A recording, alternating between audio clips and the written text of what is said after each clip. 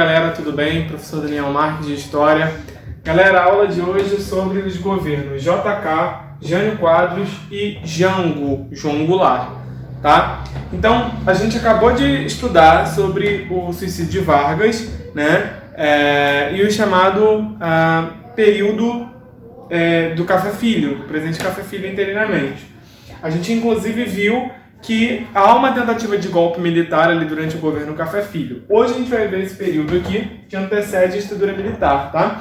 Existe um recorte, então, temporal entre o período do suicídio de Vargas e a ditadura militar, o golpe militar de 64. Vamos dar uma olhadinha aqui.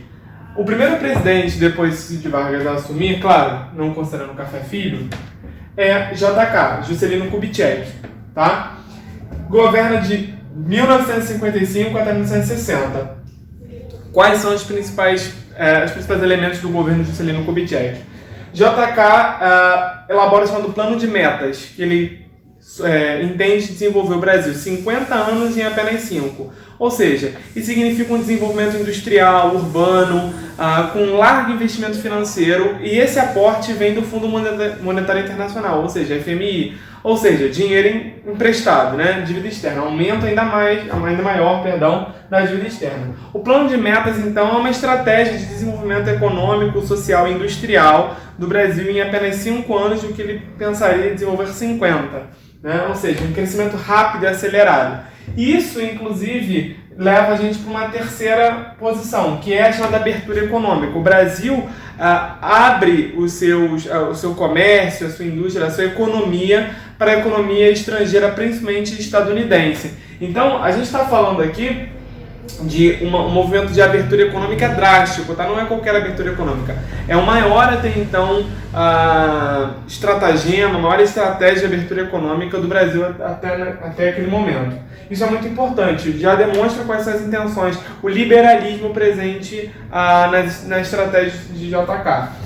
Brasília também, tá? Claro, se a gente pensa em JK, pensa na construção de Brasília como capital do Brasil. A gente pode levantar 3 pontos fundamentais para a construção de Brasília, uma nova capital que até então era no Rio de Janeiro. A primeira é o aspecto político, né? Que é tirar de um polo muito movimentado, muito politizado, com uma organização social desenvolvida, né, e levar para um lugar mais afastado, com uma forma de centralizar os políticos, né, de organizar politicamente o Brasil dessa forma, afastar a população do poder direto, digamos assim. A segunda é uma estratégia militar. Aí você pode pensar, poxa, mas tirar do litoral e colocar no centro, tem helicóptero, né, tem avião. Sim, mas é um recurso, pensando militarmente, é um recurso pelo menos de afastar, de proteger, de certa forma, né? Colocar no centro do país a sua capital. E, por último, a gente pode levantar a questão da ocupação no centro-oeste brasileiro, né? Que é o território, até hoje, com menor ocupação por metro quadrado, e existe um movimento de ocupação do território brasileiro e construir a capital naquele território. Claro, evidentemente, aumenta o fluxo de pessoas para lá, aumenta o número de quantidade de pessoas morando ali. É importante a gente frisar que quem constrói Brasília, apesar de ser arquitetada, né, a construção arquitetônica ficar sob a demanda e a organização do Oscar Niemeyer, a gente tem que entender que quem constrói fisicamente Brasília são os candangos, né, que são os trabalhadores vindo do Nordeste brasileiro, que não tem como morar em Brasília, né? E passam a morar na periferia de Brasília, né? Ou seja, nas chamadas cidades satélites que existem até hoje, como se fossem as favelas, como a gente chama no Rio de Janeiro, tá? Bom, governo JK. Como acaba? Com uma relativa satisfação, tá? O pior ponto é o endividamento público. A gente tem que lembrar também que esse momento de abertura econômica, quando o Brasil começa a consumir carros, as empresas, as indústrias automobilísticas vêm para cá. O próprio JK assume o seu desfile, né? Quando toma posse, ele monta dentro de um carro. Então, existe toda uma alegoria sobre o liberalismo, economia estrangeira, tá? Então é uma satisfação relativa. Depois nós vemos Jânio Quadros, esse talvez o mais emblemático. Por que mais emblemático? Porque é o mais outsider. O Brasil está numa crise política, pública, depois de Vargas, que deixa um vácuo de poder, causa um frisson, né? Uma instabilidade política bem visível. E o Jânio Quadros, ele é um candidato da UDN, que é o partido mais conservador, né? União Democrática Nacional, lá do Lacerda. Ele tem um discurso de combate à corrupção, que na verdade é um discurso vazio, né? O combate à corrupção é uma coisa meio, né? É nisso que ele pauta toda a campanha dele, em combater a corrupção, mas ele não diz que corrupção, ele não diz como, ele não diz, ou seja, ele não apresenta o método, ou seja, ele só é um discurso muito vazio. Esse discurso compra a população, né? Ele é um personagem não muito conhecido da política brasileira, então ele é o outsider, que a gente chama, né? Ele não tá, né? As pessoas não conhecem ele, então isso se apresenta como uma novidade. O que acontece é um desastre, né? Jânio Quadros, ele não tem absolutamente o menor preparo para ser presidente da República. O discurso dele é extremamente vazio, a gente percebe isso quando ele assume a presidência da República e começa a tomar atitudes como a proibição de biquínis nas praias, começa a tomar atitudes que para o presidente da República não são exatamente o que esperado. Ele, como do partido mais conservador, né, à direita no Brasil, a UDN, decidiu condecorar o Che Guevara com a medalha mais importante da Ordem, Cruzeiro do Sul, ou seja, uma coisa confusa do próprio partido, dos militares, ou seja, é uma confusão. Esse é o governo de Jânio Quadros, uma confusão. Essa instabilidade leva ele a criar uma estratégia de renúncia.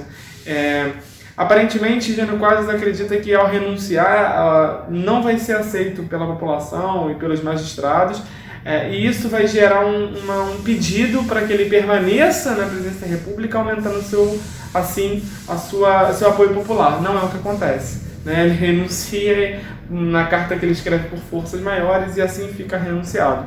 E aí que vem um grande problema, né? Porque gera uma instabilidade política. Os militares, inclusive, querem manter o interino, né? Querem manter uma nova ordem, inclusive acaba o presidencialismo, vem o parlamentarismo, ou seja, existe uma nova mudança política, os militares avançam no sentido de querer cada vez mais poder, e aí existe a chamada campanha da ilegalidade, que vai colocar o vice, né, como legítimo, como seria, e esse vice é João Goulart. Nossa, mas João Goulart, vice de Jânio Quadros, não é muito diferente? Sim, mas a gente tem que lembrar que naquele momento se votava para presidente e para vice, não ao mesmo tempo, não era uma chapa única.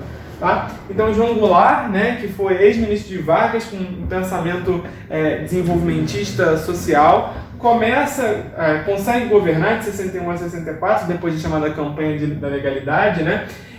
Qual é a proposta do João Goulart, do Jango? São as reformas de base. Então, reforma agrária, reforma econômica, institucional, educacional, ou seja, uma série de reformas que provavelmente vai fazer o quê?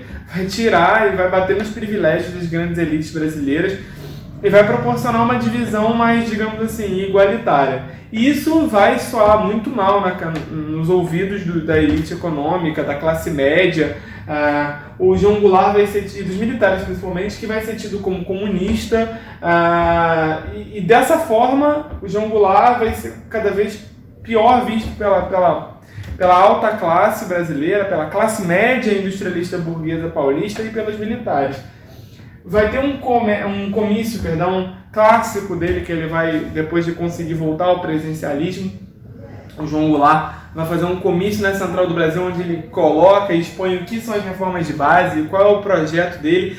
E a Central do Brasil não é à toa, né? É um lugar extremamente popular, e isso vai ter uma conotação muito importante, porque ali ele vai expor todos os projetos e o cunho popular que ele coloca nas reformas de base. E como isso vai implicar a perda de privilégios para a classe média e alta brasileira e para a classe militar. Ou seja, começa um frisson da classe média brasileira, inclusive da Igreja Católica, que começa a promover várias manifestações, até que em 64 se dá de fato o golpe, que já estava se articulando há algum tempo, né, como a gente pode perceber.